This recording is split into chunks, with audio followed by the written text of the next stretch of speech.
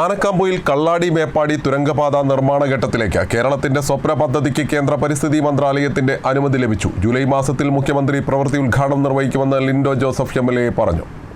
കോഴിക്കോട്, മലപ്പുറം ജില്ലകളുടെ സമഗ്ര വികസനത്തിനുതകുന്ന ആനക്കാമ്പൊയിൽ കള്ളാടി മേപ്പാടി തുരങ്കപാതയാണ് നിർമ്മാണ ഘട്ടത്തിലേക്ക് കടക്കുന്നത്. നിർദ്ദിഷ്ട 4 വരി തുരങ്കപാതയ്ക്ക് കേന്ദ്ര പരിസ്ഥിതി മന്ത്രാലയത്തിന്റെ പാരിസ്ഥിതികാനുമതി ലഭിച്ചു. മെയ് 14-15 തീയതികളിൽ നടന്ന കേന്ദ്ര പരിസ്ഥിതി മന്ത്രാലയത്തിന്റെ യോഗത്തിൽ ആനക്കാമ്പൊയിൽ കള്ളാടി മേപ്പാടി തുരങ്കപാതയുടെ പ്രവൃത്തി വ്യവസ്ഥകൾ പാലിച്ചുകൊണ്ട് നടപ്പിലാക്കാൻ വിദഗ്ധ സമിതി ശുപാർശ ചെയ്തിരുന്നു. നേരത്തെ പരിസ്ഥിതിയുമായി ബന്ധപ്പെട്ട സംസ്ഥാന വിദഗ്ധ സമിതി മാർച്ചിൽ പദ്ധതിക്ക് അനുമതി നൽകിയിരുന്നു.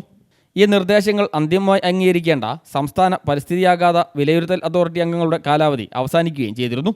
ഇതോടെയാണ് കേന്ദ്ര വിദഗ്ധ സമിതിയുടെ പരിഗണനയ്ക്ക് വിട്ടത്. വിവിധ ഉപാധികളോടെയാണ് കേന്ദ്ര പരിസ്ഥിതി മന്ത്രാലയം പരിസ്ഥിതാനുമതി നൽകിയിരിക്കുന്നത്. ഇതോടെ കരാർ ഒപ്പിട്ട് തുരങ്കപാതയുടെ പ്രവൃത്തി ആരംഭിക്കാനാവും. പൊതുമരാമത്ത് വകുപ്പ്, കിഫ്ബി, കൊങ്കൺ റെയിൽവേ എന്നിവയുടെ ത്രികക്ഷി കരാറിലാണ് തുരങ്കപാത നിർമ്മാണം നടക്കുക.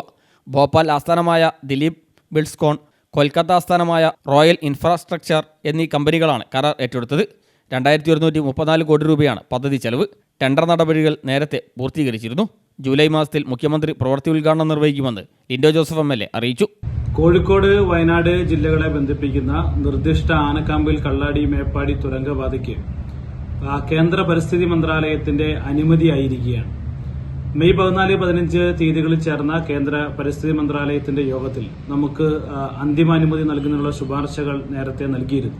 അതിന്റെ ഭാഗമായിട്ടുള്ള അന്തിമമായ ഉത്തരവ് എൻവയോൺമെന്റൽ ക്ലിയറൻസ് EC നമുക്ക് ലഭ്യമായിരിക്കുകയാണ്.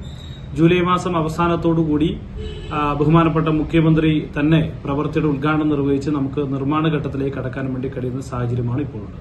ആശങ്കകളെല്ലാം മാറി പദ്ധതി നിർമ്മാണ ഘട്ടത്തിലേക്ക് കടന്നതോടെ മലയോര ജനതയും ഏറെ ആശ്വാസത്തിലാണ്. Fazal Babu, news bureau, Mukkam.